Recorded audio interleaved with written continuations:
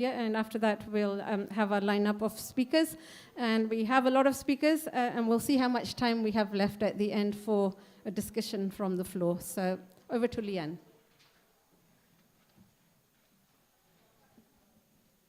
Ko e au, ko Leanne Wahanui Peters tōku ingoa, he mana whenua o Tāmaki Makaurau. E ngā mana, e ngā reo, e ngā kārangatanga maha, tēnā koutou katoa. Mihi ki te whenua, tangi ki te tāngata, mihi ki te hunga ora, tihei Māori ora, mihi ki te whare. E te whānau, nau mai, haere mai, piki mai, ki te hui hui, tēnei pō. Tēnā koutou, tēnā koutou, tēnā koutou katoa. For those of you that know this opening karakia that I usually do at our PSNA rallies, it's called Manawa Mai, and it's about life force. Kia karakia tātou. Manawa mai te Māori rangi, manawa mai te Māori nuku. Ko te Māori kei au, he Māori tipua. Ka pakuru mai te pō, tau mai te Māori, haumi e, hui e, tai iki e. Kia ora, e te whānau. Kia ora, Leanne. Okay, I think I won't waste any time giving you background. I think you all know why we're here and what's been happening recently, another illegal war by the USA and Israel. So we'll let our speakers enlighten us all and share their thoughts with us. So first up, we are going to be sharing thoughts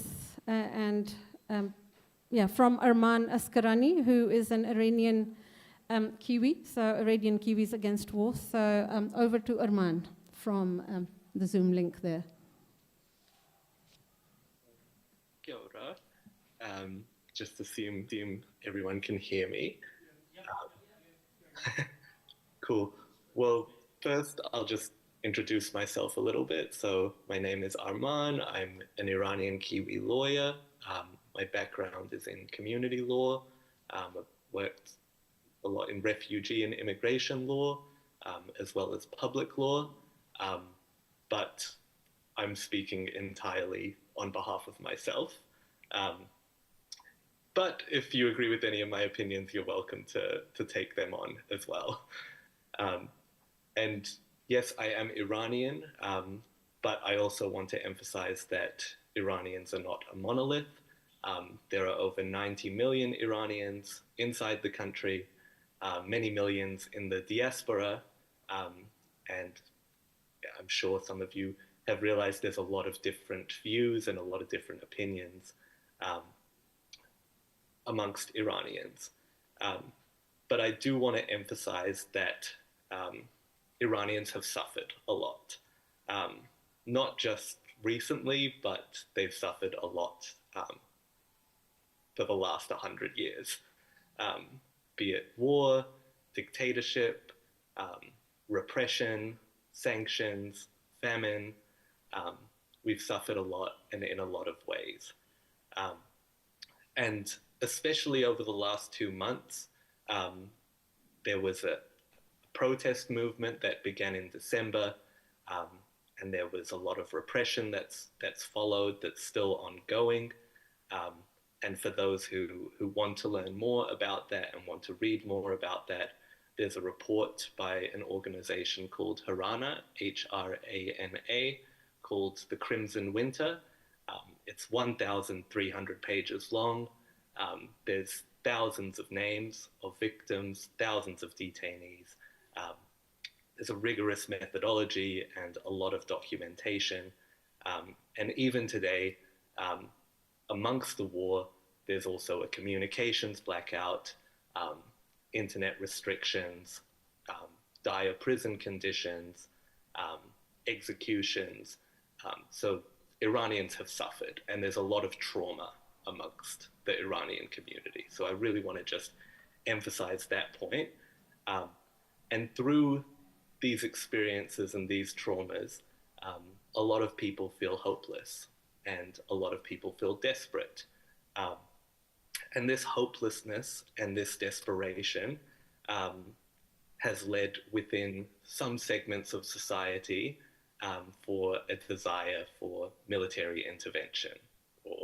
humanitarian military intervention. And before I go any further, I do want to actually read a couple quotes, actually. So the first one, just in terms of my own kind of ideology, you could say, it's a Malcolm X quote, and it is, "I'm for the truth, no matter who tells it. I'm for justice, no matter who it's for and against. And I'm a human being, first and foremost, and as such, I'm for whoever and whatever benefits humanity as a whole." And I say that to say that we should lead with our principles and our values, and innocent life lost is always a tragedy, and an injustice is an injustice, no matter what. And then I want to read something that was posted by someone in Tehran from Under Bombardment that makes a similar point. And this is an account at Mare Lontano, and this was a few days ago, and this is speaking about the compounding of tragedies that Iranian people have unfortunately suffered. And they've said that comparing the victims of the December uprising with the victims of today's war is a moral degradation. One fell victim to internal despotism, the other to foreign aggression, but both were human beings with a right to life. When we rank the deaths of human beings, we have in fact turned human life into a tool of political narrative. This is the very dangerous logic that feeds all forms of violence. Selective justice is not justice, it is propaganda. The blood of no human being should become a tool for political score settling. We must seek justice for all victims. So just based on that, so appreciating that there is this desperation, there is this hopelessness that's led some to believe that a humanitarian military intervention is the way. I want to respond to that. And I want to address that argument. And this is typically mentioned under the concept of R2P, or responsibility to protect. And even famed Iranian legal academics like Shirin Ebadi, former Nobel Prize winner, have spoken about these things. And I think we need to hold that thought to say that there's an aspiration of that with also the reality of what's happening. So the first point I'd make as far as R2P, who is in charge of leading this humanitarian military intervention?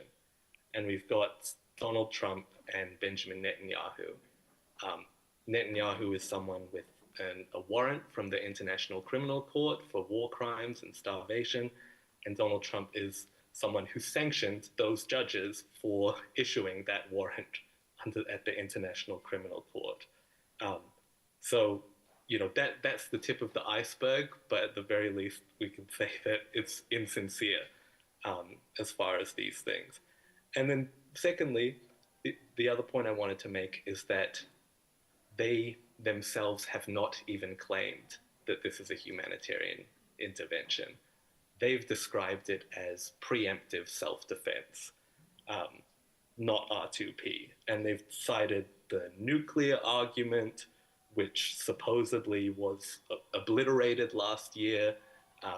You know, you have the International Atomic Energy Agency saying that there's no evidence of weaponization and things like that, but that was the argument that they made. I think there was a video of Marco Rubio saying that they had to strike because Iran was going to strike back when Israel struck. But the aspirations and the human rights of the Iranian people were not central to any of those justifications. And then I want to also bring an international law lens to this, because I studied international law at university and I wrote my dissertation on complicity in international law. And I think that's the New Zealand angle on it. But just to assess what's taken place, I want to go through a little bit of incidents that's occurred. And there's a key concept in international law called proportionality. And I think we can see how that just hasn't been adhered to. The first incident, which I'm sure many of you are aware of, was the Minab school massacre. And maybe you can see this photo to my left here is a bloody backpack of one of the schoolgirls in Minab. over 160 killed. Um, you know, very, very tragic. In addition, the World Health Organization has already documented at least 13 health facilities that have been damaged. Um, the Red Crescent has documented double tap airstrikes, which is where a location is hit, and then 30 to 40 minutes later, when rescue workers show up, the location is hit again, and some rescue workers have already lost their lives. UNICEF has already confirmed 200 children have been killed. Um, and I don't know if you can see, but to my right, this is the photo of Mikhail Mirdorari, who's an 8-year-old child. And hopefully you can see this was the last photo that was taken of him, where he is waving goodbye to his mum. In addition, we've seen pharmaceutical factories be hit, pharmaceutical manufacturing plants, and that's really significant because a lot of the country's medicine is produced in those pharmaceutical facilities because Iran is very sanctioned, so it's domestically produced. We've also seen UNESCO World Heritage Sites, the Golestan Palace in Tehran, in Esfahan, sites being hit. We've seen dense urban areas, sporting and cultural sites, desalination plants for water purification, electricity grids, and the massive attacks on the oil rigs, which led to acid rain and black rain going through all of Tehran. So the list is long, and it's already, it's only day 10 or what have you. And I'd just ask, like, from a New Zealand perspective, what does that say about international law? What does it say about us and our values if we can't say anything about the international law ramifications on that? And yeah, there's a mens rea, a concept called willful blindness, which I'll touch on a little bit later.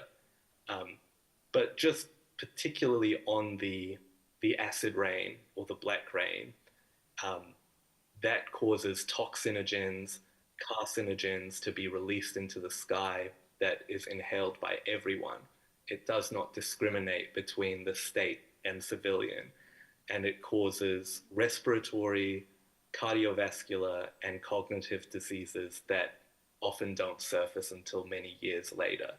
And in 1991, during the Gulf War, there was some oil places that blew up, and it wasn't decades later till they called it Gulf War syndrome. So now possibly we may see that with Iranians. And in addition to the children who've been killed, there are millions of kids who are being traumatized right now. The sounds of bombs, the feelings of unsafety, and the attack itself, we can call it illegal, but there's so many layers to what's happening. And I think it's really important to just appreciate the different levels of harm that are being caused. And then I just want to read some quotes as well. And again, just to emphasize the reality of the situation and unfortunately how far the reality is from any type of humanitarian military intervention. Pete Hegseth, the United States Secretary for War, has stated that this time there are no stupid rules of engagement. Rules of engagement are the thing that's supposed to prevent war crimes. They've boasted about death and destruction from raining from the sky all day long. Donald Trump as well has said death, fire, and fury will rain upon them. And yesterday he posted that they will want to make it virtually impossible for Iran to ever be built back as a nation again. So again, these are clear declarations of intent, clear declarations of just an indifference to international law, an indifference to proportionality, and demonstrating the propensity to commit war crimes. And on on the Minab incident itself, Pete Hegseth said that they were investigating it. Donald Trump has said it was done by Iran, and that's despite a Reuters investigation confirming that it was US strikes, that it was 40 minutes apart, so that there was a double tap there as well. The New York Times, Bellingcat, Middle East Eye, Al Jazeera, as well as open source information clearly show that it was a US attack that killed those children. And those children deserve justice. And in terms of, yeah, even Trump had said that as recently as yesterday that he was open to having another religious leader in Iran so long as they treat the US and Israel well. So again, just reiterating that the aspirations and the desires of the Iranian people are not the primary consideration here. They're pursuing their own interests, and Iranian people are the victims of war crimes in this context, and Iranian people deserve justice for all of their suffering, and this war is proving to be an additional layer of suffering. And in terms of, to bring it back to New Zealand, I really want to emphasize this point about willful blindness.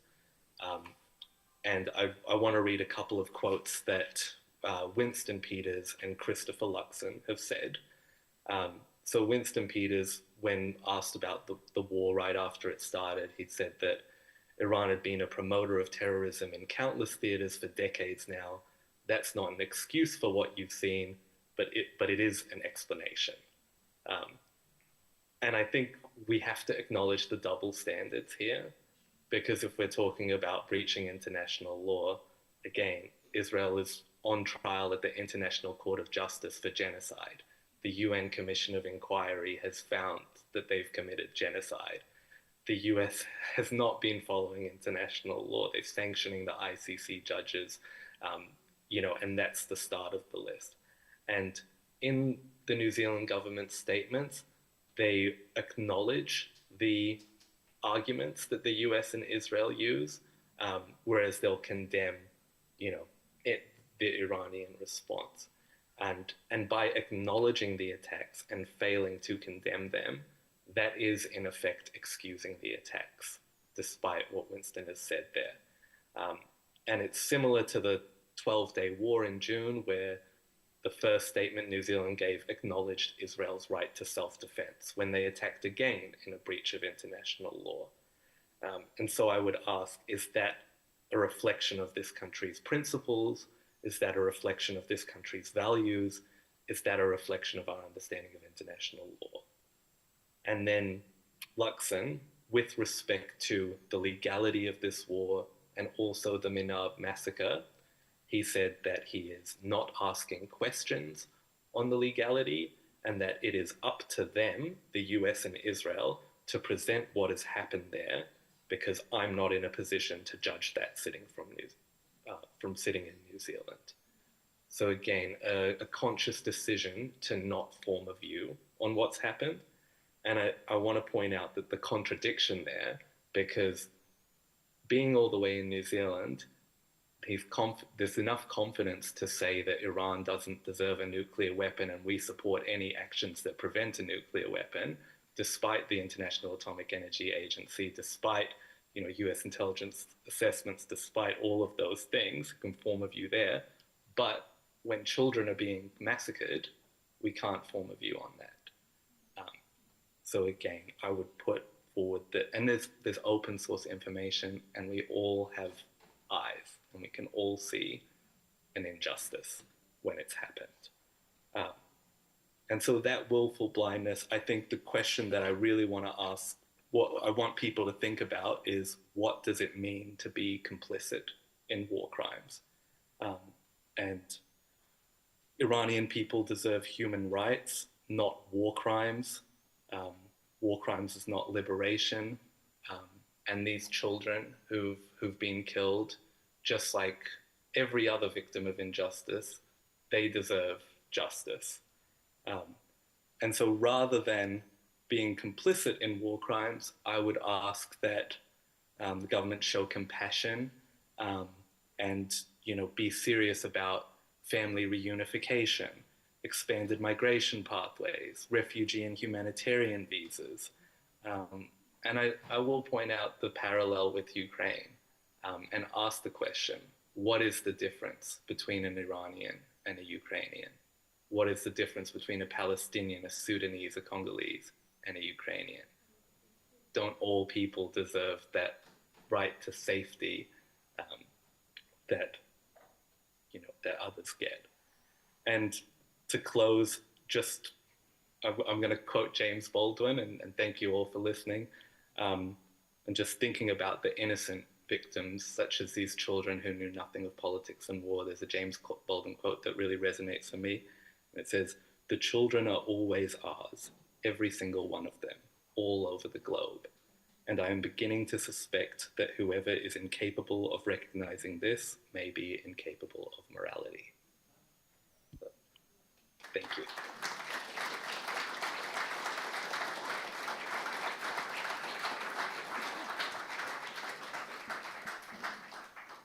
Thank you, Arman. Very well put. I would like to request other speakers to keep their speeches brief. If we can stick to 5 minutes, that would be great, because we have a lot of speakers to get through. Next up, I have on my list Kelby Dayton of Democratic Socialists of America. Is he in the room? I don't think we have him on Zoom, do we? No, Kelby? Okay. Yes, I am. Oh, you are. Sorry, Kelby. Sorry. Go. Yeah. Kelby is an American who has made New Zealand home. So we'll listen from Kelby next. All right. Thank you very much. Can you guys hear me okay, first of all? Okay. Apologies for any sound quality issues. I am actually currently walking through the parking lot going into Queenstown Airport. So I apologize for not being able to speak on camera. But I will come on camera just for a moment so you can see my face and who is speaking to you. So apologies for not being dressed nicer, but I'll go ahead and start now. I'm going to start with my mihi mihi, if that's all right. Te taonga ranganui te aroha ki te tangata. Tēnā koutou katoa, ko Kelby aho, no America mai te whakapapa, no Texas aho, kei Tamaki Makarau e noho ana. Rawa atu mo te manaki mai I aho. Goodwill towards others is a precious treasure. Hello to you all. My name is Kelby. My family comes from the USA. I am from Texas. I live in Auckland now. Thank you very much for having me. As I said, I wish I could join you in person, but I am currently on the way to the airport here. So this is my first visit to the South Island, and it only amplified my love for your wonderful whenua and tangata. So when I last spoke in a hui like this, the USA had just invaded Venezuela and kidnapped its leader, killing many in the process. I said then it would only be the start, and soon we would see the Trump regime continue its expansionist, thuggish course and take illegal, violent action in other sovereign nations.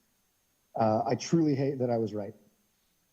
The USA has now partnered with Israel to attack Iran to advance its ambitions in the region, namely access to and control of its oil. In the span of a week now, they have killed over 1,200 Iranians with bombs, including striking a school with a Tomahawk missile, massacring over 170 people, mostly children, as the former speaker alluded to. The US are war criminals. This is illustrated starkly when they sunk a large unarmed Iranian Navy vessel invited by India to a joint peaceful exercise, then refused to rescue any sailors, killing 87. Donald Trump is on camera saying, why didn't we just capture it? Because it's more fun to sink them. And of course, they also extrajudicially murdered their head of government. The USA has once again destabilized the Middle East and the world economy. The Trump regime has made it clear they follow no rules, honor no treaties, and respect nothing but their own ceaseless hunger for resources, which they happily steal from others. America bombing and invading Iran won't fix anything. It won't help the Iranian people. Ask Iraq and Afghanistan how that worked out for them. Will Aotearoa play lapdog to this despotic dictator Trump? Will we cover our hands in the blood of Iranian children by giving his fascist pedophile cabal intel? Blood and lose their limbs in their immoral savagery? Trump picked fellow billionaire Jared Novaly as his ambassador to New Zealand. And in his opening remarks, Novaly said he would work, quote, tirelessly to advance President Trump's and Secretary Marco Rubio's foreign policies, end quote, including working tirelessly to secure U.S. companies access to the minerals of the Pacific nations to power its war machine. We are nothing to them here in Aotearoa, New Zealand, but a tool to project their greed, hatred, and will into our quiet corner of the world that they want to control. The U.S. is just a massive private equity fund in a trench coat for the world's Epstein class. It feeds on money, and that is all it cares for. I say this as someone raised in the USA and familiar with the psyche of Americans. We must collectively ally worldwide out of self-preservation to explicitly condemn their expansionist actions and choke them out by denying them the only thing they care about, our money and resources. What if they decide they need to control New Zealand to control the South Sea to oppose China? What if they need our water? Spoiler, they do. Luxon and Seymour are already trying to let them rape our Maunga and Moana for minerals. So, in conclusion, but we are just a tiny country. What can we do? That's the question I usually hear. There are three things we must demand from our government right now. One, diversify international relationships away from the USA to reduce reliance on and stop cozying up to the Trump regime. Two, withdraw from the Five Eyes. Feeding intel to a war machine killing children makes us complicit. Number three, close the FBI office that they planted in Wellington. I don't think that needs explanation. As an American from the US living abroad, I hope to see a time when the USA can be a true partner to the world and not just self-appointed police or a conquering empire. No blood for oil. Thank you for welcoming me to this country and allowing me to speak today. Sincerest regards and thanks to all of my colleagues on this call from the different organizations. And now with one of my favorite, Whakatauki. Waiho ite toipoto, kau kaua ite toiro. Let us keep close together, not far apart. Ngā mihi nui e te whānau, ia kaha.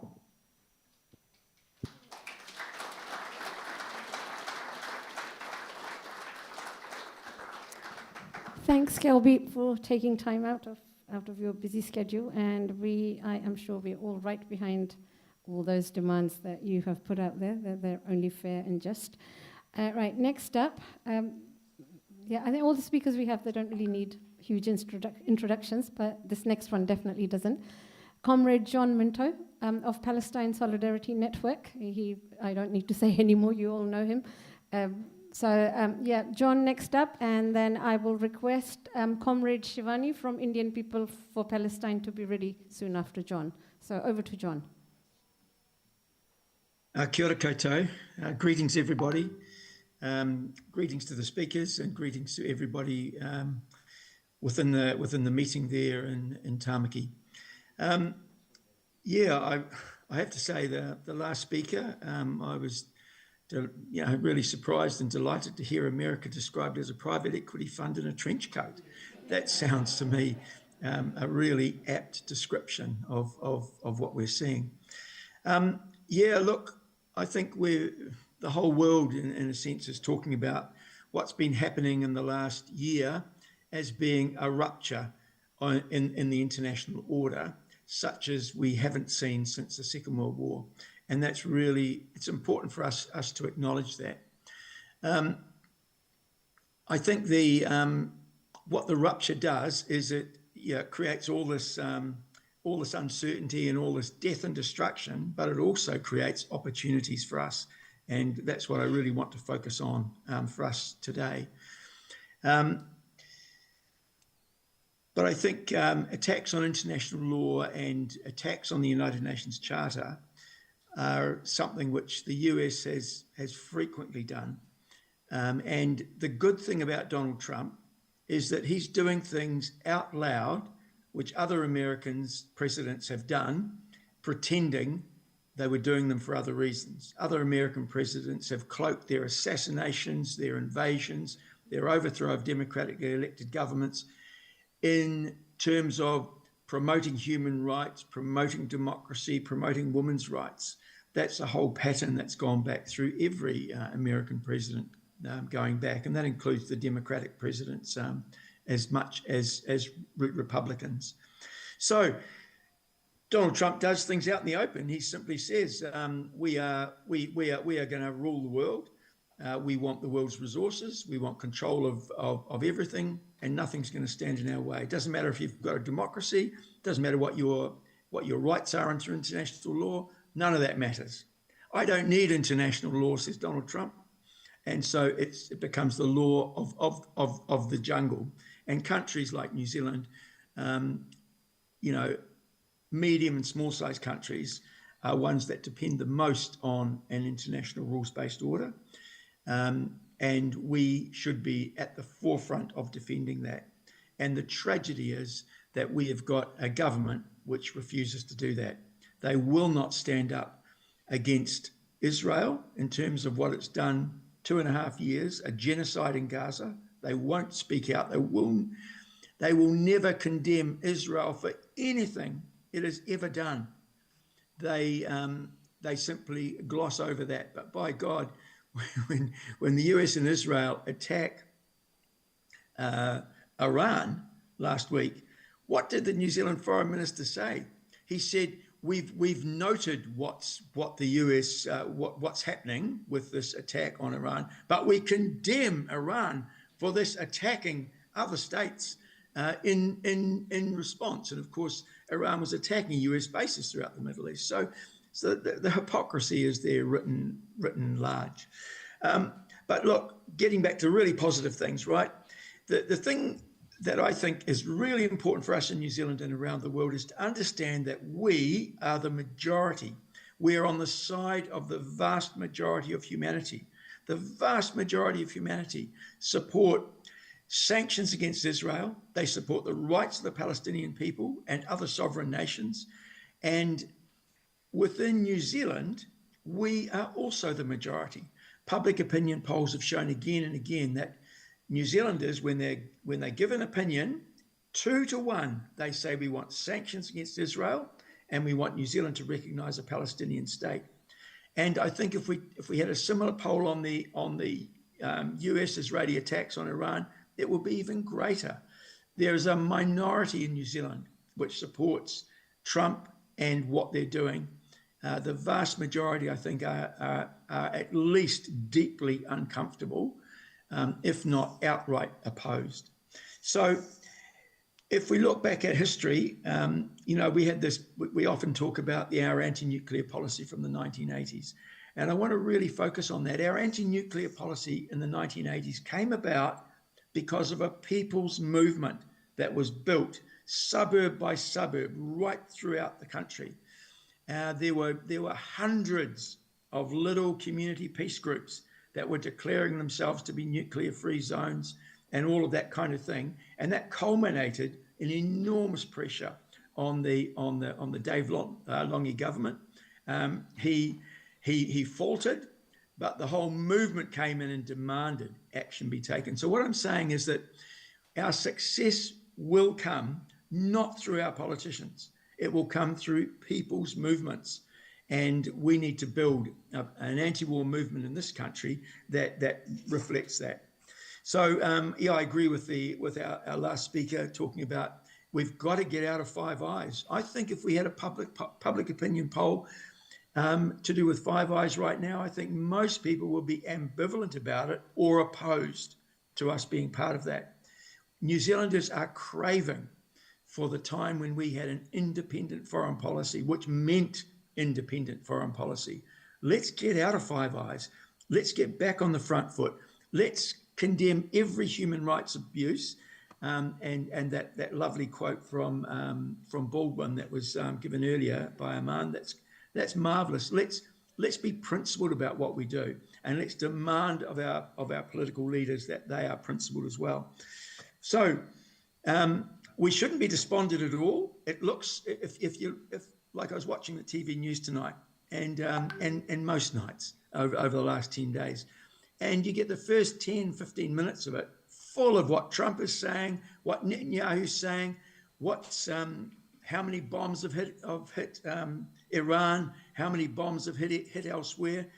But that is wall-to-wall coverage, which is trying to manufacture consent from New Zealanders to support what's going on. We don't get that from the other players in anywhere near the way we should. So despite all of that, I think we've got people here ready for a truly independent foreign policy. And I'm dead keen to be part of helping to build that along with the other people on this call and the people in the hall there in Tamaki. So thank you very much for listening, and I'll pass it back to the chair. Kia ora.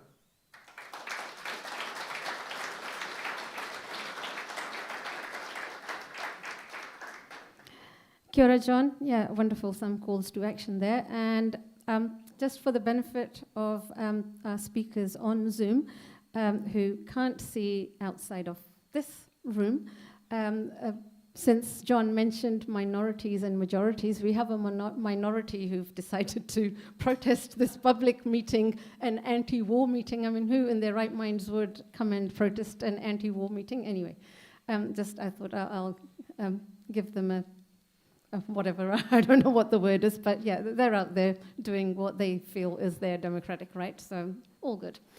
Right, next up we have Comrade Shivani from, she's a comrade that Bharti and I have known for a long, long time. She's from India, specifically Indian people in solidarity with Palestine.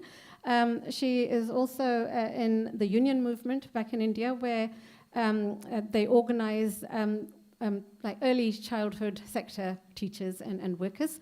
So over to Shivani, and I will also give a heads up to Suha Exoy from Cuba Friendship Society to be ready next to share his thoughts with you. So Shivani. Thank you, comrades, for inviting me, and thank you all the comrades who are present here.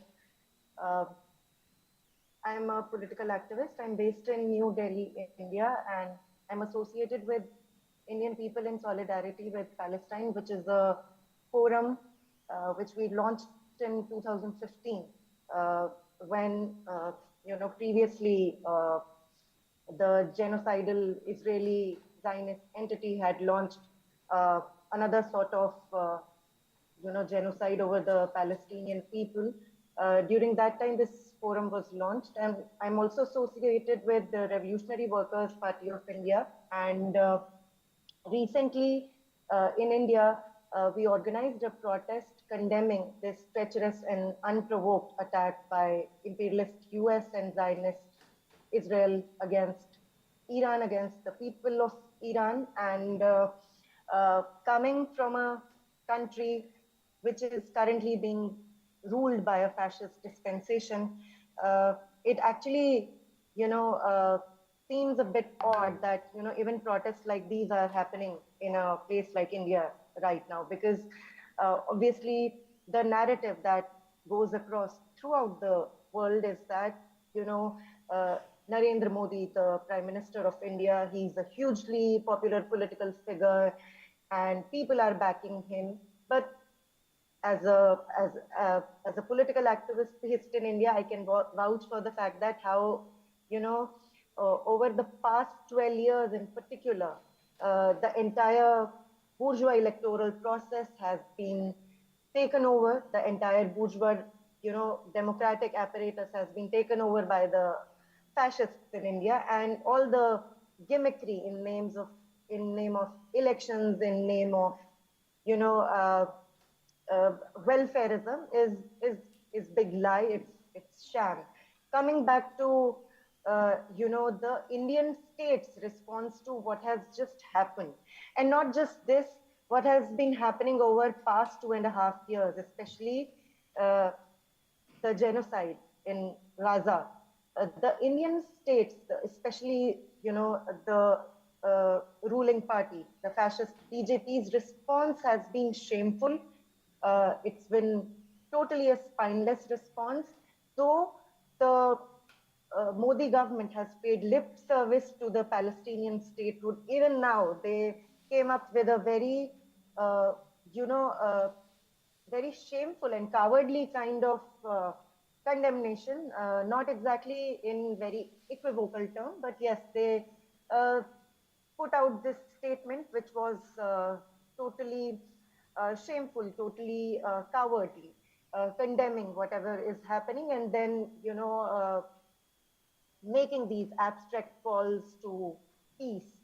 But we have seen, especially, when the genocide in Gaza started unfolding, and long before that also, because we must remember that Narendra Modi uh, was the first prime minister to pay an official visit to Israel in 2017. And this increased bonhomie between the Zionist entity and the Indian fascist dispensation is not something accidental. Obviously, both of these ideologies, Hindutva communal fascism in India and Zionism uh, in Palestine, they they share that kind of ideological affiliation, that kind of coziness, and the bonhomie is for everybody to see. But it's not just limited to the ideological affinity between these two specific kind of fascisms. Uh, there are, capitalist interests involved as well. We must not forget that the Adani group uh, has investments in Israel. Obviously, Albert Systems, which is one of the largest weapons manufacturers in Israel, and Adani, they share trade links, they shared economic ties. The Tata Group in India, one of the biggest capitalist houses, it has got investments in Israel. So obviously the interests of the capitalist class, which of course the Modi regime is represented whole solely, also speaks volumes about why this bonhomie is actually taking place. No sane person would, you know, justify what is happening right now. What is happening in Iran, what is happening in Lebanon, what has been happening in Palestine, no sane voice. But we see in India, these fascist soldiers who are gloating over the fact that, Iranians are being taught a lesson by, you know, uh, uh, Israel or the U.S. imperialists. They are gloating over the fact, and they were gloating over this fact when the Palestinians were being massacred, when this genocide was going on. But I just want to point out that this is a very small minority, which is very vocal because it's being backed by the fascist state. And I would also take this opportunity to underline the fact that when Narendra Modi visits Israel and speaks about India standing in solidarity with Israel, he's not representing the aspirations, the voice of the common Indian masses. The Indian masses have historically, have traditionally supported the Palestinian right to statehood. And also this was a professed foreign policy of Indian state. Uh, though the Modi regime also pays lip service to right to Palestinian statehood, but we can see in reality what is happening. As far as the recent act of imperialist aggression is concerned, I think that what needs to be pointed out is this is a continuation of the war and the genocide that was inflicted upon the Gazans 2.5 years back, and it is continuation of uh, that genocidal war. And because we must not forget that Iran was the only force in West Asia that was actually resisting whatever the Israeli Zionist entity was undertaking, and the kind of death and destruction it was bringing upon the Palestinian masses. It was the only one in West Asia. It doesn't mean that obviously, we are standing for what the Iranian state had been inflicting upon its own citizens. It's not a justification for the despotic rule that has been in order there, but one must also bring in mind, as pointed out by other speakers as well, and I totally concur that no imperialist aggression has ever brought about, democracy. It's not about humanitarianism. It's not about the women's rights. It's not about bringing peace. We know for a fact that, obviously, politically speaking, Iran, with its proximity to the other imperialist axis represented by Russia and China, and especially geopolitically, the kind of resistance it has put forth to the expansionism of Zionist entity, and specifically for the past 2.5 years, it was one of the loudest voices. The Iranian were one of the loudest voices who were actually supporting the Palestinians in their struggle against Israel and the US. So I think that this must be put into perspective that first, it's a continuation of the same genocidal imperialist war and aggression that was committed against the Gazans. Secondly, as an Indian political activist, I want to underline the fact that Indian masses, by and large, have always stood with the Palestinian people, and ourselves being victims of imperialism and colonialism, and having that shared, sense of history. We are against what is happening in Iran by the imperialist aggressors and the Zionists. We are against what has been happening in Gaza. Secondly, as on behalf of my organization, Indian People in Solidarity with Palestine, we recently also organized a protest against Modi's visit to Israel. And I want to utilize this opportunity to state the fact that Indian state must immediately break all its diplomatic, all its economic, trade, military, strategic links with the Zionist entity. The Indian masses do not support it. And the kind of bonhomie that we are witnessing is not something that, Indian people are proud of. So I think this war is not, being unleashed in vacuum. It is a continuation of what has been happening, especially in West Asia. And as has been pointed out by other speakers also, the entire Western Asian region has been, pushed into the throes of war just for the profits of these imperialists and just for the expansionist policies pursued by the Zionist entity. And it's a shame that Indian state is not condemning this unequivocally, and it's a shame that Indian state is posing up with the Zionist entity. But on the behalf of my organization, IPSP, I would like to just make this point clear that the Indian state does not represent the wishes and aspirations of the Indian masses. Thank you, Congress. Okay.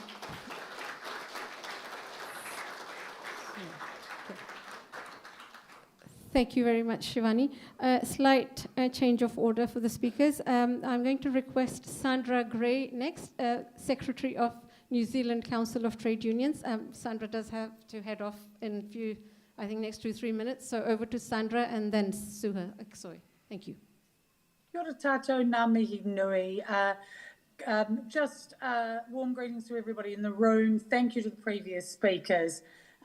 This is a hard act to follow all of those amazing speeches. I'm the current president of the New Zealand Council of Trade Unions, the largest democratic organisation in New Zealand, and part of the international trade union movement.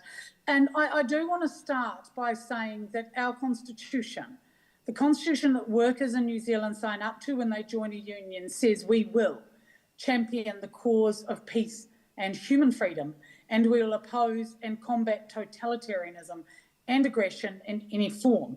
Now, I want to open with that because the biggest thing being said in the last few months as I stood up on behalf of workers in New Zealand is, what has this got to do with New Zealand workers? It has everything to do with the workers of the world. It is critical we speak up for our comrades across the world. It is critical that we join together as a movement in condemning the US and condemning Israel for their attack on Iran and on the Iranian people, but also we will stand up and have stood up for decades now, supporting our comrades in Iran who have suffered at the hands of a totalitarian regime. The thing that we are signalling here, though, is that states must obey international law. And I agree with our first speaker, this is a flagrant breach of the way international law works. Unions stand for democracy, unions stand for peace, and unions demand around the world that their governments do the same. And I am going to now say, I call on all of the workers of New Zealand to stand up. Stand up because your comrades who are teachers in Iran have been killed by these strikes by the US and Israel, because your comrades who are nurses have been killed by these strikes, because the people they care for daily, the children, the sick, have been killed, maimed and traumatised by this illegal action.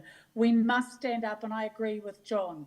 For me, we are seeing workers stand up daily against the terrible harm being done in New Zealand to working people, their families, their communities, the terrible harm being done to our Aotearoa.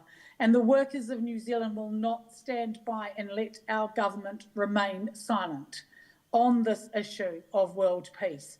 We need the New Zealand government, we need future New Zealand governments, as past governments have, to stand up and say, we stand for international peace, for diplomacy, for an end to totalitarianism.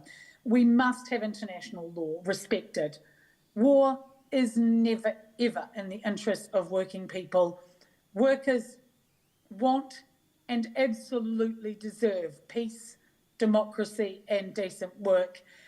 There is no future where we can stand by with relentless bombing and retaliatory attacks. So I guess I'm going to speak directly out to the people whom I represent, the workers who are in union, who are part of a trade union. Please stand up now. Stand up for our comrades, stand up for our principles, stand up for the hundreds of our comrades who are killed by the US military aggression around the world and by totalitarian regimes. Our constitution says it, but a constitution is worth nothing unless we join the peace movement around the world, unless we put our boots on the ground, our voices into public space, and we tell our politicians to represent our needs. I do want to say that this is also important because the big financial backers, the multimillionaires, the multinational corporations of the world have too much of a say in where the US is going and where our country is going. They have always used war against working people, and everybody's used quotes, but I'm going to use a little bit of a song that unionists sing worldwide in the English-speaking world, a song that you will have heard from Billy Bragg. From the trenches to the farmlands, war has always been the boss's way, sir. Let us not forget, these wars are not being done to save people, to save democracy. These aggressions, this illegal action by the US and Israel, and all of the others they are perpetrating right now, are being done to benefit the ruling class, not workers. Let's look after the people. Let's stand firm. Let's join the peace action in every community where it appears. We can do this. John is right. Together, we can make sure New Zealand is a world leader in peace and diplomacy, not a supporter of warmongering. So apologies, I am going to have to leave, but please know that the CTU is behind the moves to drive for peace worldwide, and we will continue to urge unionists, to urge workers who are in unions to stand up every day for world peace, not just for their sake, but for the sake of all of their comrades worldwide. Kia kaha.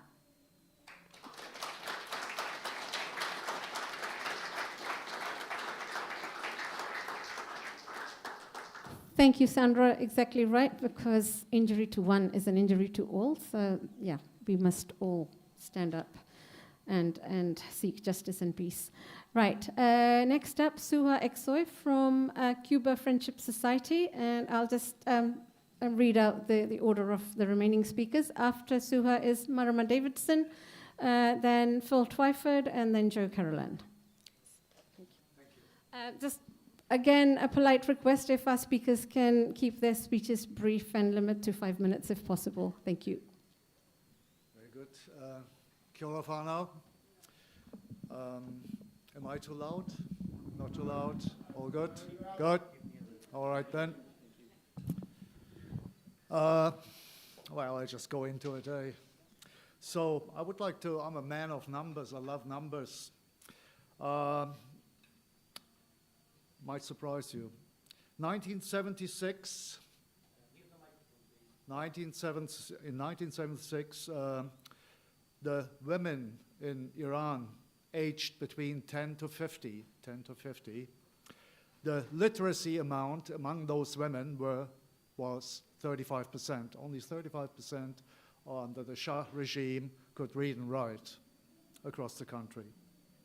This was worse in the rural areas where the literacy level was only 4%. So to those people out there who want to have another Shah back, hey. Then man literacy was higher, 62%. And then came 79 Islamic Revolution. And within 20 years, 20 years, female literacy had risen to 74%. Sorry. In rural areas, within those 20 years, it had risen from the 4% to 90%. 90% literacy. So that's what some of my previous speakers called a totalitarian regime. And by the way, I am from Turkey, and it's a Muslim country, but I am an atheist, so you know, I'm not promoting here some Muslim values or the Islamic Republic of anything, but these are numbers, they speak for themselves. So today, overall, at 2023 numbers, overall literacy is across the board 97.8%. That's as good as it gets. National university entrance exams, just last year, 63% women. Tehran University, female admissions surpass males in bachelor programs in the academic year 23 to 24. 70% of science, technology, engineering, and mathematics are women. 70%. Those are usually the backbone of any nation, those four areas. 20% today of all company boards are represented by women, yet again. Article 21 of the Constitution of Iran underscores the necessity of protecting women's rights, so it's in the Constitution, which is considered primary responsibility of government and its institutions. So that's written into the Constitution. I wonder if we have in New Zealand anything like that. Do we have that? Protection of rights of women especially? Do we have that? Just asking. So from here, let's jump to Iran is fighting two very powerful imperialist nations, Israel and US, simultaneously today. I don't think any other nation has done that prior. And let's see how that works out. Iran is the most sanctioned country in the world, and that puts it next to Cuba. Oh, by the way, I forgot to say I'm speaking here as a member of the Auckland-Cuba Friendship Society. So that's the connection to Cuba for me. Iran is the most sanctioned country in the world by, obviously, you know who. Only surpassed by Russia in 22, but up to then. So the first sanctions implemented were in 1979, after the US embassy hostages. 66 Americans were, put in there, and the beginnings of the Revolutionary Guard had them there, and as a reaction, actually, to things done by the US. These were then eventually lifted in 1981, but reimposed in 87. In between those dates is the Iran-Iraq war. Interesting connection there. You can research. I'm just putting the numbers out there. So maybe you take notes and research what was going on there, actually. The second wave of sanctions then in 1995, and these were then expanded to companies and finance sectors. So any transactions, if you wanted to deal with Iran, you were sanctioned. A company wanting to export to Iran was sanctioned, couldn't. Parallel to what happened to Cuba, happening still today. The third wave of sanctions in 2006, because now we had the uranium enrichment issue, and that was put forward. The IAEA involvement to monitor it, and then in 2015, 11 years later, under Obama, the Joint Comprehensive Plan of Action, JCPOA, was signed. And that gave Iran a bit of peace, but only not very long, only till 2018. In 2016, so basically a few months later, after the JCPOA was signed, sanctions were lifted. In 2018, Trump brought them back. He basically said, JCPOA, what is that? Football, kick it off. I don't recognize it. Bad deal, remember that? Bad deal. So he basically kicked that out, and sanctions were reinstated. This is very similar to what the US has done over the decades on Cuba. Since 1961, the Bay of Pigs, and then in 1962, the blockade on Cuba. Anybody who wants to deal with Cuba can't. You wanted to start a company and you want to export something to Cuba, you will be sanctioned. You will be put in front of a court somewhere. You can't. Then, what I don't agree with is the language of some of my previous speakers. This totalitarian regime, I put that in, I don't accept that. I don't accept that.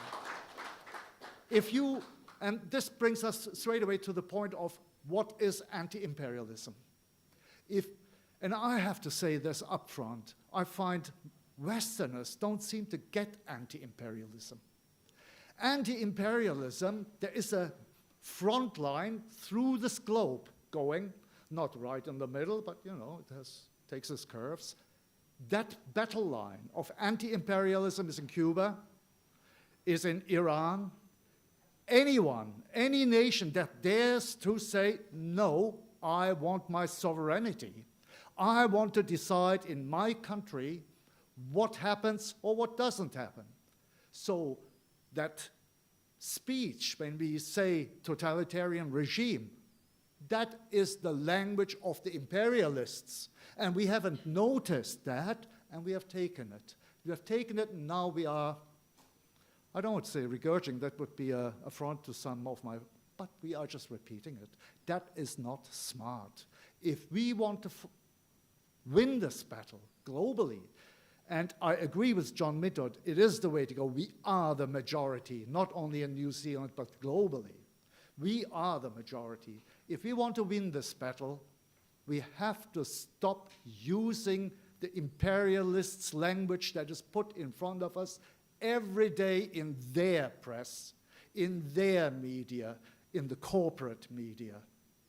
We have to stop, we have to be more aware. Iran, like it or not, has taken on an anti-imperialist battle. It is quite obvious today, isn't it? I mean, look at it. Who fights them? If we weaken that fight by undermining, saying this both sides of the fence attitude, and that is very silly, that attitude, in my opinion. If we do that, that battle, we are weakening our comrades in this anti-imperialist fight. We might like their regime. See, even I repeat that. So we might like their state system or not. But at this point in time, we do not have an option but to support Iran. The war in... Thank you. The war in Iran is an illegitimate war. It's illegal by all means. It was unprovoked, and it started with the killing of 45 men, including the state leader, Khamenei. The 45 people were mostly the team that was negotiating in Geneva, in Oman, with Americans. They followed it. I mean, what a ruthless action. They followed them back to that one place. And then they double-tapped that place and killed the negotiating team.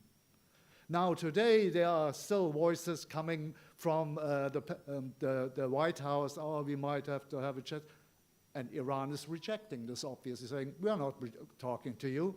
You have to stop. So this war, in my opinion, and we have to support this war must be won by Iran. This war must be won. You keep your voice down. This must be won by Iran. What is not reported in our media, as John already pointed out, it's all about America and how well it's going for the war. Iran has taken out 3 major radar systems in the region that are basically following everything in the air. So blinding in this type of war that we have today, blinding the enemy is important. And the US-Israeli enemy has been blinded. Those 3 radar THAAD systems have been taken out. So this is not what the Western world will tell you. It's going so well, and we are doing this and we are doing that, and we are winning the war. Don't believe it. Don't believe it. This is the last moments of, these are the last moments like Hitler in the bunker commanding his troops. This is the USA today. The USA as an imperialist country is desperate to win. And they are going down the gurgler of history. Thank you.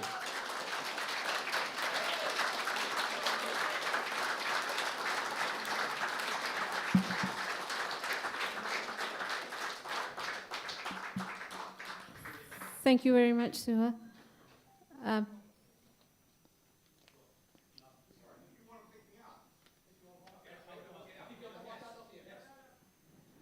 Okay. Differing opinions, yeah, that's democracy, so we don't have to get all worked up about it, yeah. So you come to an anti-war meeting, this is what you should be prepared to hear. So, okay. I don't think we need to pump too much oxygen there. So next up, it's good to have a couple of people who sit in the Powers of Hall of this country. So next speaker, I'm going to invite Marama Davidson, co-leader Green Party, to share her thoughts, and then after Marama, Phil Twyford, and apologies to you both that you are almost at the end, but you do sit in the Powers of Hall, so that's why you are almost near the end. So over to Marama. Thank you. Kia ora, Anu. Lovely to see you and the full room, and acknowledge all of our colleagues who have spoken tonight. Look, I recognise, I think I am your only tangata whenua speaker tonight, and that's actually the basis with which I speak, as someone whose family have suffered the impact of well over 200 years of colonisation and imperialism. And so this is coming from a deeply experienced position of understanding the importance of standing against colonisation and imperialism in all of its forms. I am also the co-leader of the Green Party, which means that we always consistently operate from one of our core charter values, which is non-violence. And it's non-violence reaching peace through justice and only with justice. And so with those core principles, hand on heart, is what I come to offer to the kōrero tonight. We have absolutely, as the Greens, have always acknowledged and spoken out loudly against the suffering of Iranians in their country from their government. We will continue to, and we have done that not just recently, but actually since at least 2022, and consistently and ongoing. We also will continue to consistently speak out against the genocide in Palestine, against the people of Gaza, against the ongoing slaughter and imperial approaches by big Western and imperial powers around the world, and the generational suffering and trauma. Today in question time, I was really proud to also hold this government to account, yes, to condemn this unlawful war, as is my responsibility as a political leader to hold all prime ministers and governments to account for being consistent and calling out unlawful, illegal wars, not just when they don't like the country. And this is something that is really important in my role as a political leader. We, the Green Party, condemn the United States, their aggressive strikes on Iran, and we call on the government to do the same, which is their responsibility. We're watching the United States make the same mistakes as they made when they invaded Iraq, except this time with even less of a plan, even less public support, and even less attempt by the United States government to justify it. We have heard through various of the speakers tonight intergenerational impacts of wars, even when the supposed bombs stop dropping. That is not an end, and it is certainly not a beginning to peace. So I will support those statements and instead try and cover things that maybe haven't been covered. I think we probably all acknowledge in the room, while many have spoken about the US imperial power, that is a nation built on the slaughter and widespread generational murder of Indigenous people and Black people. And today, they blatantly murder their own citizens. So we all need to remember the platform and the precipice with which they are coming from. I wanted to acknowledge that there are practical supports that this government can provide and still is not for Iranians and all people impacted by this war. And today in the House, I was really proud to call on the government, for example, to ensure blanket visa extensions so that we do not have to put people through the stress, people who are in absolute fear right now, through the stress of having to go through a process or the threat of being returned to countries where violence and war is escalating. We also held the government to account and the Prime Minister for, if I can be quite blatant, his racism between determining who is worthy of human dignity, who is worthy of being recognised and who isn't. So we asked him also to consider the same supports for the people of Lebanon, who deserve to be recognised, which has also been bombed. And he actually mocked my question. He actually took insult to me asking, what is his criteria for offering support to who? Whose lives does he value? Whose lives does he consider worth valuing and supporting and helping? And we will continue to play that role to actually ensure consistency as we have done, for example, in demanding both sanctions and support and visas and reunification for the people suffering from the Israeli genocide in Gaza. I think I wanted to acknowledge that despite there being, obviously, as has been acknowledged, a range of mixed views among Iranian people, the diaspora, the community here and around the world, we acknowledge that right now, people, ordinary humans, are being caught up in a bloody war, not of their making, not of their decision, not just Iran, but throughout the Middle Eastern countries.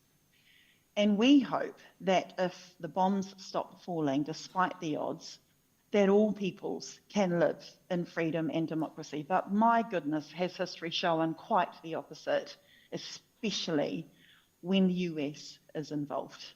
Quite the opposite.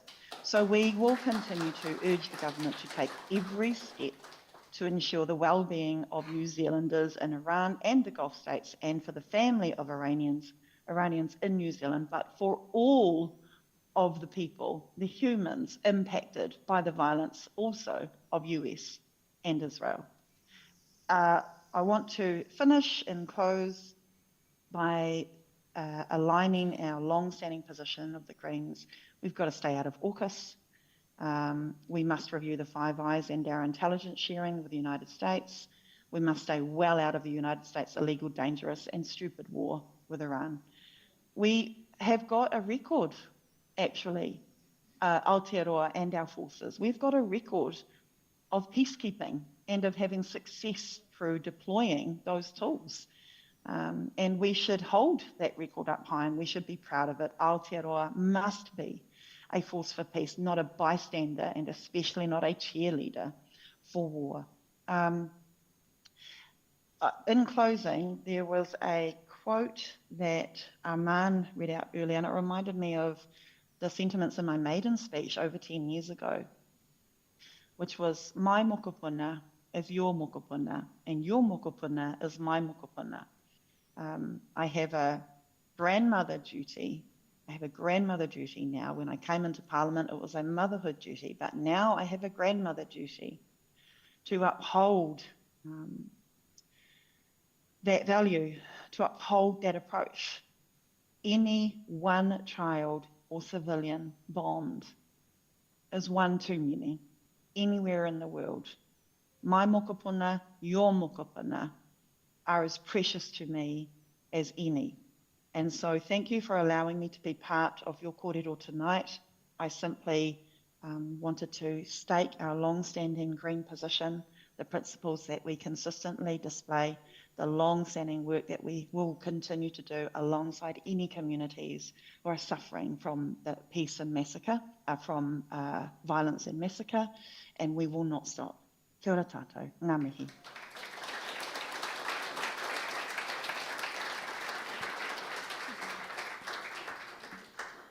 Kia ora marama, much appreciated. Moving on swiftly, our penultimate speaker, Phil Twyford, Member of Parliament and Foreign Affairs spokesperson from the Labour Party. Take it away, Phil.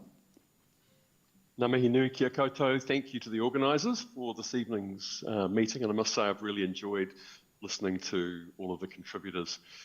The Labour Party views the war being waged by the United States and Israel against Iran as an illegal act of aggression. We oppose the war. It's an attack not just on Iran, but on the UN Charter and international law itself. It's wrong, we think, on every level. It's creating untold human misery, and it will, in all likelihood, make the Middle East and the world a much more dangerous and chaotic place.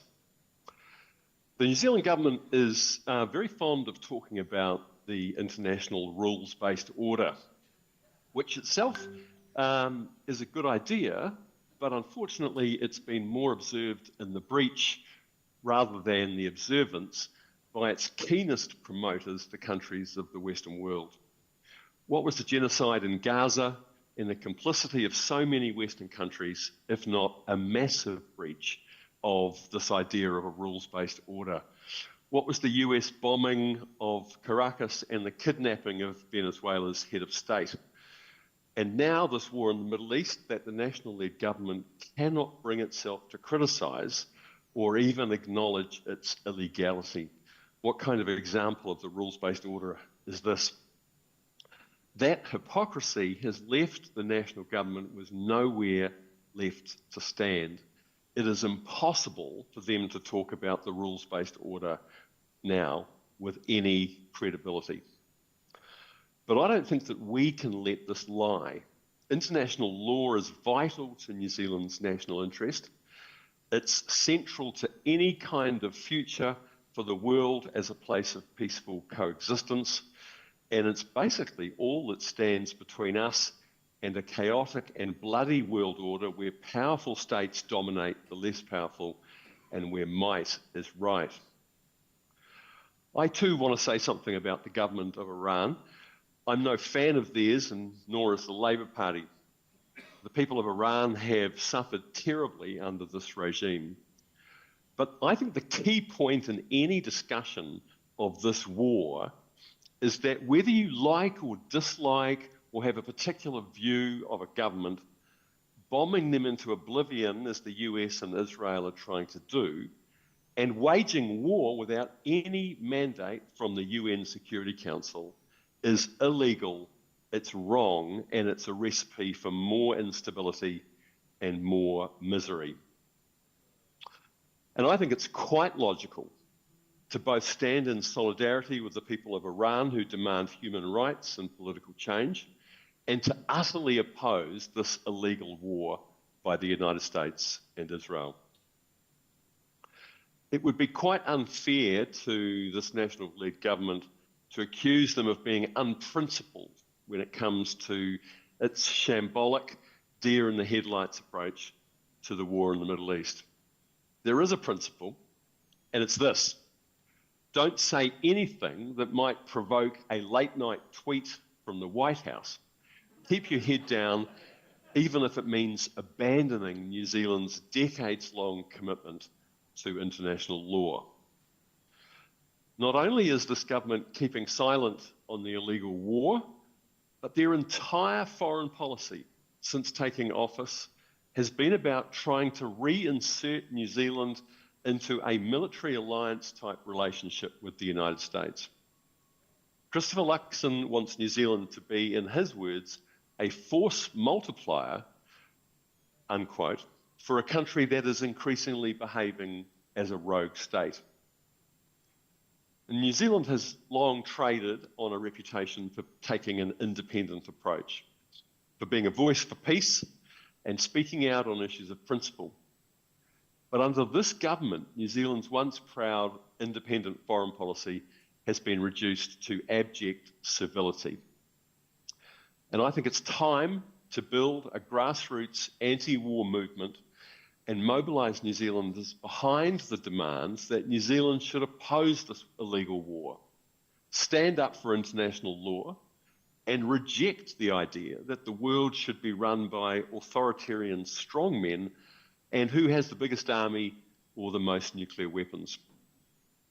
New Zealand should be building and finding new coalitions of small and middle powers, reaching out to the global south to defend our collective interests. International law, multilateral institutions that work, peace, and a more just and democratic international order.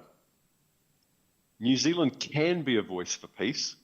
We can stand up for democracy and human rights and the rights of small nations. It's time to do it again, but it will take a change of government and a broad grassroots movement for change. And I want to thank you all for coming out tonight and thank the organisers for bringing us together at this public meeting.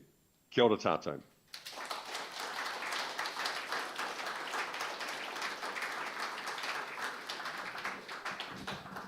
Thank you very much, Phil, for sharing your thoughts. Now, our final speaker before we wrap up, we have Joe Carolan from Socialist Aotearoa. Joe.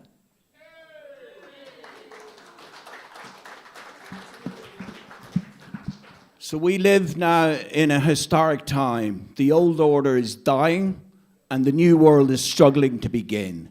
We're in the interregnum, a time of monsters. That was what Antonio Gramsci, a socialist in Italy, said when he was jailed by Mussolini, foreseeing World War II coming, foreseeing the rise of fascism. And again, we are in this interregnum. The people that are in this room, you will be part of a new superpower that will change this world.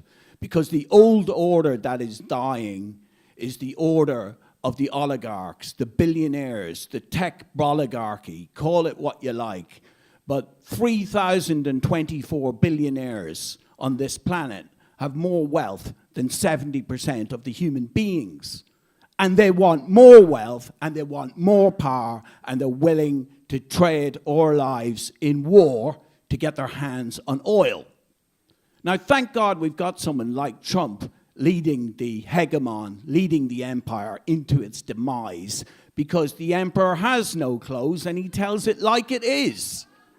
Not like the smooth jazz of Obama.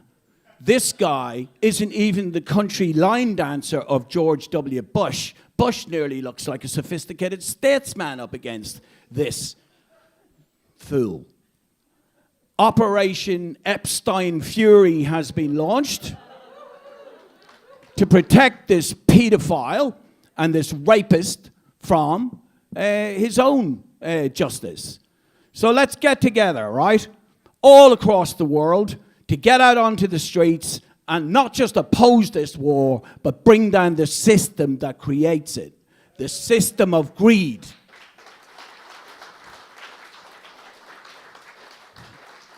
To the people outside that we see protesting, I know that there's a regime in Iran, and I know that it's done horrible things to people like me, trade unionists. Indeed, when there was a revolution against the rich, against the Shah, the Islamists were not the only force. There were trade unionists who occupied the oil fields, who took control of the industries, who wanted it nationalized for the good of their own people. And we should remember that many socialists were tortured and killed by the regime.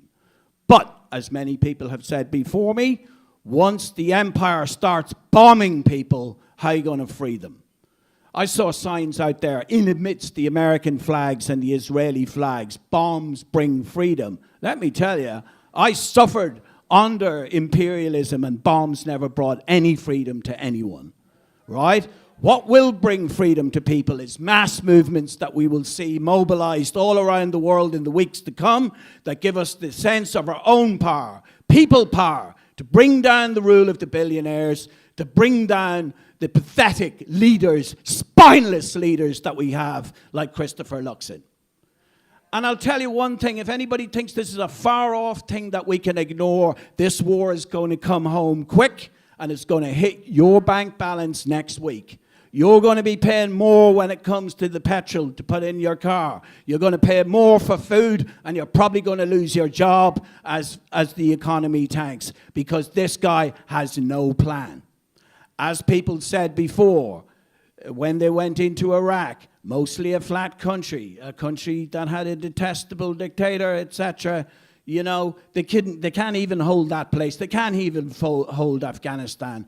How are they going to rule Iran with a bunch of Kardashian monarchists?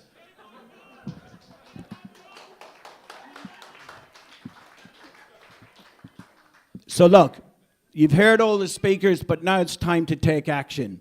We need to do what we did 20 years ago when they attacked Iraq. We've learned many lessons since, one of them being we need a connection with the trade union movement so that when governments ignore our protests, we use the power that we have to strike, to stop this economic system from working. And if you think that's far off and radical, look at how people in Minneapolis responded to Trump's dictatorship and regime on the streets there when they brought in ICE. When the people went out on strike in Minneapolis in their tens of thousands, they realized that they'd gone too far and they needed to back off. So this is what we need. Everybody in this room, you are a leader. Go back, form an anti-war group in your workplace, in your community, in your sports group, in your school or university, and let's start building that superpower of people power that can stand up to the oligarchs, stand up to the pedophiles, stand up to the Epsteinists, and set this world free at last. Thank you very much.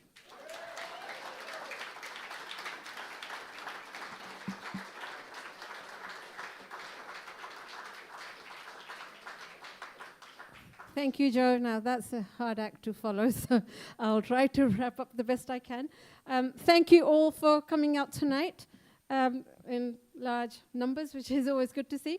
And to start the actions right now, there's a couple of clipboards. One I've got here. I'll put it on that chair, and if you want to do something, if you want to be in a group that's Stop Wars Coalition, please put your details on here.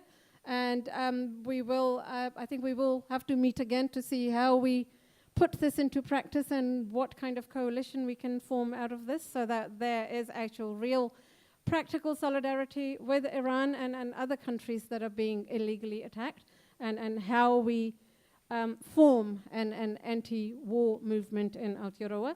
So I'll put that on that chair, and you circulate it around, please. And there's also a couple of events coming up. There is Tuesday, 17th of March, 11:31 p.m. There is a Rocket Lab protest outside Rocket Lab, 73 Woodcocks Road, Warkworth. So if anyone's interested, Tuesday, 17th of March, 11:30 a.m.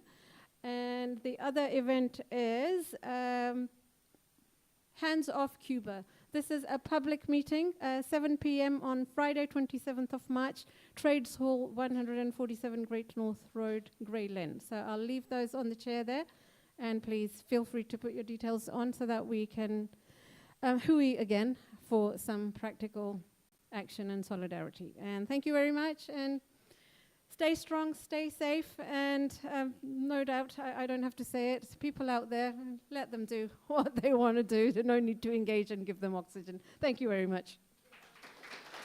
ना हुआ पराया हो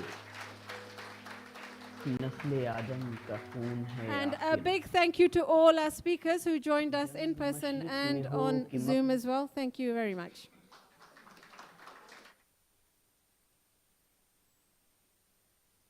खून अपना हो या पराया हो नस्ले आदम का खून है आखिर जंग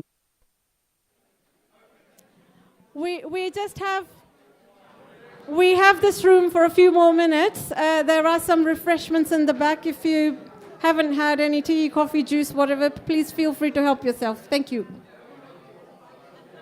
खून अपना हो या पराया हो नस्ले आदम का खून है आखिर जंग मशरिक में हो कि मगरिब में अमने आलम का खून है आखिर बम घरों पर गिरें कि सरहद पर रूह तामीर जख्म खाती है खेत अपने जलें कि औरों के ज़ीस्त फाकों से तिल मिलाती है टैंक आगे बढ़ें कि पीछे हटें कोख धरती की बांझ होती है फतह का जश्न हो कि हार का सोग जिंदगी मैयतों पे रोती है जंग तो खुद ही एक मसाला है जंग क्या मसालों का हल देगी आग और खून आज बख्शेगी भूख और एहतियाज कल देगी इसलिए ऐ शरीफ इंसानों जंग टलती रहे तो बेहतर है आप और हम सभी के आंगन में शम्मा जलती रहे तो बेहतर है बरतरी के सबूत की खातिर खून बहाना ही क्या जरूरी है घर की तारीकियां मिटाने को घर जलाना ही क्या जरूरी है जंग के और भी तो मैदान हैं सिर्फ मैदान किश्तो खून ही नहीं हासिले जिंदगी खिरद भी है हासिले जिंदगी जुनून ही नहीं आओ इस तीरा बख्त दुनिया में फिक्र की रोशनी को आम करें, अमन को जिनसे तकवीयत पहुंचे ऐसी जंगों का एहतिमाम करें। जंग वहशत से बर्बरियत से, अमन तहजीब व इर्तिका के लिए, जंग मर्गाफरी सियासत से, अमन इंसान की बका के लिए। जंग इफलास और गुलामी से, अमन बेहतर निज़ाम की खातिर। जंग भटकी हुई क़ियादत से, अमन बेबस अवाम की खातिर। जंग सरमाए के तसल्लुत से, अमन जमहूर की खुशी के लिए। जंग जंगों के फलसफे के खिलाफ, अमन पुरअमन जिंदगी के लिए।